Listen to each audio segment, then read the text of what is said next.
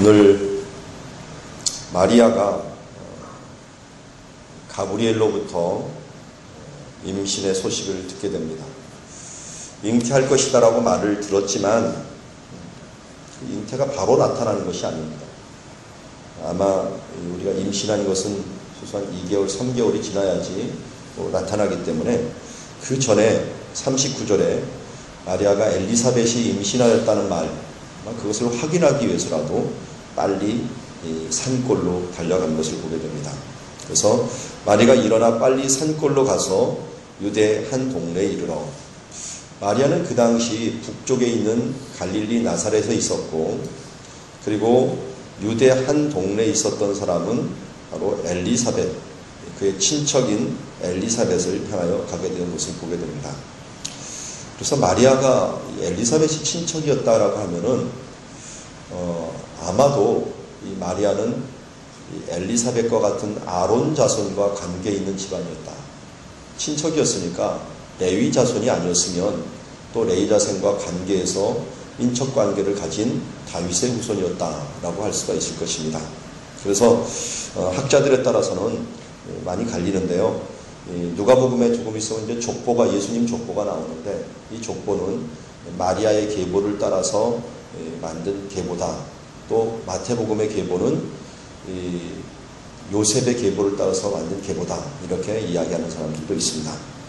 어쨌든 나사렛에서 유대에 있는 엔케렘이라고 알려진 세례 요한의 고향까지 가는 데는 적어도 한 114km 정도가 걸렸습니다.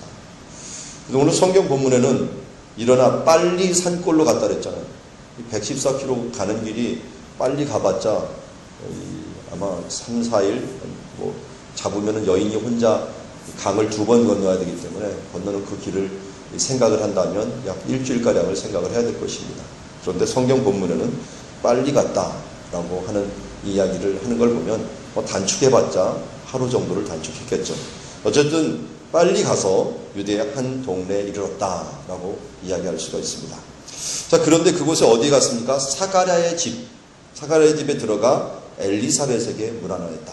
엘리사벳이 이미 임신한 지 6개월이 된 엘리사벳에게 문안하였습니다.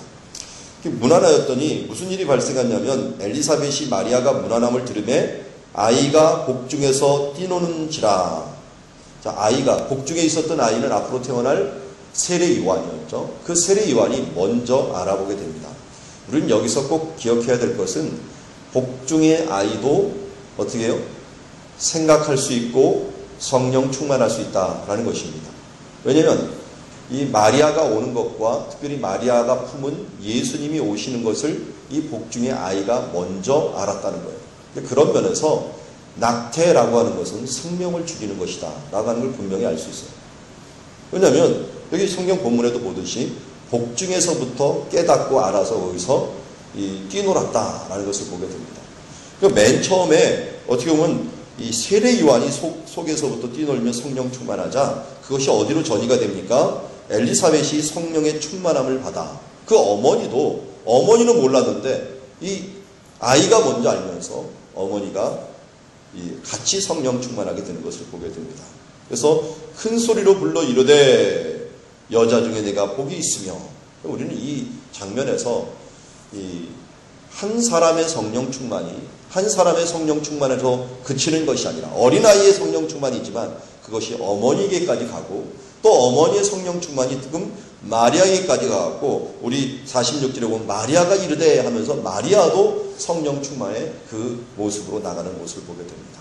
그래서 우리 한 사람의 이 미랄과 같은 이 신앙, 우리 뜨거움, 이 기도, 성령 충만함이 다른 사람에게 이끌림을 받고 다른 사람에게 영향력을 준다는 사실들을 알고, 우리가 우리 자신에서 멈추는 이런 성령 충만이 아니라 흘러가는 성령 충만이 되어야겠다 하는 것을 봅니다. 자, 그가 이제 2개의 노래가 나오는데요. 첫 번째 노래는 엘리사벳의 노래고, 두 번째 노래는 46절의 마리아의 노래입니다. 엘리사벳의 한번 노래를 봅시다. 여자 중에 내가 복이 있으며 내 태중에 복이 있도다. 내 주의 어머니가 내게 나오니 이 어찌된 일인가. 복되다라는 말로 시작을 합니다. 그런데 첫 번째 복이 뭐냐면, 여자 중에 내가 복이 있는데 왜 복이 있느냐? 그가 이 내 주의 어머니가 되는 그런 영광을 얻었다라는 것입니다. 내 주의 어머니. 그러니까 마리아가 한마디로 예수님을 품은 것 자체가 영광이다라는 것입니다. 분명히 예수님은 새로운 창조물이에요. 죄가 없으신 새로운 창조물이기 때문에 마리아가 그의 이 마리아의 무슨 성품이 들어가거나 염색체가 들어가거나 그런 존재가 분명히 아니에요. 그럼에도 불구하고 예수님을 품었다라고 하는 그 자체가 그 어머니라고 불릴 수 있는 것이 복이 있고, 요셉과 같이 또 하나님, 이 예수님의 아버지라, 육신의 아버지라 불릴 수 있는 것들이 복이 있다는 것입니다. 그런데 마리아보다 더 큰 복은 누가 있습니까? 우리가 더 큰 복이에요. 왜요?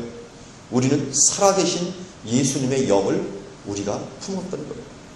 이때는 예수 그리스도께 영광 받으시기 전에 이 창조주로서 오신 그 분을 품은 것도 영광이지만, 그러나 이미 모든 것을 이루고 하늘과 땅의 모든 권세를 받으신 예수님께서 내 마음에 오신 것은 어떻게 보면 마리아보다 더 큰 복을 가지게 되는 우리가 되었다는 것입니다.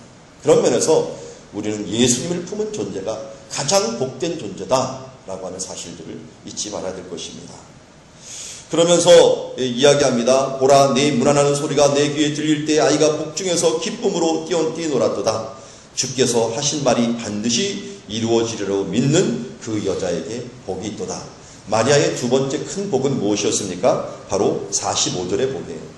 이미 앞에도 우리 말씀을 보았듯이 앞에 뭐라고 얘기했습니까? 대저 하나님의 모든 말씀은 능하지 못하심이 없느니라 라고 했더니 마리아의 큰 복이 무엇이었어요? 38절에 보니까 주의 여정이오니 말씀대로 내게 이루어지이다.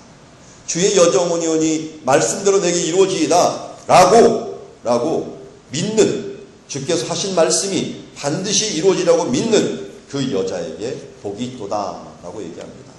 우리가 참된 복은 어디서 오느냐? 주 예수 그리스도를 내 구주로 모신 것, 이것이 복이일 뿐만 아니라 앞으로도 하나님께서 나와 함께 하시고 하나님의 말씀이 반드시 이루어질 것입니다 라고 믿는 자, 영접하는 자, 그 일을 믿는 자들에게는 하나님의 자녀가 되어서 이제 하나님의 천국에 이를 때까지 우리를 버리지 아니하고 떠나지 아니하시고 우리가 영원히 함께 하실 것이고 또 우리를 위하여 합력한 선을 이루시고 최선을 다할 것이라고 하는 그 말씀을 믿는 자, 그 믿는 자에게 어떻게 해요? 복이 있도다 라고 말씀하십니다. 오늘도 이것을 믿고 나오는 주님의 자녀들, 또 이 새벽을 깨우며 또 하나님을 바라보는 주님의 자녀들, 여러분들에게 주님의 복이 있는 줄 믿습니다. 주님의 복을 바라보며 또 주님께서 이루실 일들을 바라보면서 믿는 여자에게 복이 있도다 하는 복이 오늘 우리에게 모두 임하기를 주의 이름으로 축원합니다. 자, 그 뒤에 46절에는 이제 마리아의 찬양이 나옵니다. 초대교회부터 이 마리아가 부른 이 찬양은 초대교회 최초의 찬양이 될 정도로 유명한 찬양이고, 우리는 너무 이 마리아의 또 역반응을 일으키다 보니까 이 찬양을 잘 안 부르는데, 이 천주교 같은 데서는 이 찬양을 암송을 하면서 외우는 찬양 중 하나입니다. 마리아의 찬양을 한번 볼까요? 내 영혼이 주를 찬양하며 내 마음이 하나님 내 구주를 기뻐하였음은 그 여종의 비천함을 돌아보셨습니다. 자, 마리아가 기뻐했던 가장 큰 부분은 무엇입니까? 이 내 마음, 하나님 내 구주. 그 마리아도 뭐라고 시인을 해요? 자기도 자기 구주를 내 마음에 품었다는 거예요. 품었다는 거예요. 내 몸에 품었다는 거예요. 그런데 왜 기뻐하느냐? 그의 여종의 비천함을 돌아보셨습니다. 앞으로도 이렇게 보면요, 비천함을 돌아보셨다. 이것을 다른 말로 무엇이라고 표현할 수 있습니까? 50절에 보면 긍휼이라는 말로 표현합니다. 긍휼. 그리고 52절에 비천한 자를 높이셨도다 라는 말을 하고 54절에도 긍휼히 여기시고 라고 얘기합니다. 그러니까 마리아가 찬양한 것은 하나님이 자기를 불쌍히 여기시고 하나님이 자기를 긍휼히 여기사 이렇게 하나님께서 사용하여 주신 것을 감사하는 찬양이라고 할 수 있을 것입니다. 우리가 기뻐해야 되는 것은 나 같은 사람이, 나 같은 존재가 하나님의 이 무조건적인 사랑을 받아서 하나님의 자녀가 되었을 뿐만 아니라 하나님의 자녀가 되어서 지금도 하나님이 쓰시는 일꾼이로 사용되고 있음을 감사하며 찬양하며 영광을 돌려야 됩니다. 내가 무엇이간에 이 하나님의 놀라운 나라들을 위하여, 하나님의 놀라운 일들을 위하여 지금도 사용되고 있음을 우리가 감사하며 찬양하며 주님께 영광 돌려야 될 줄 믿습니다.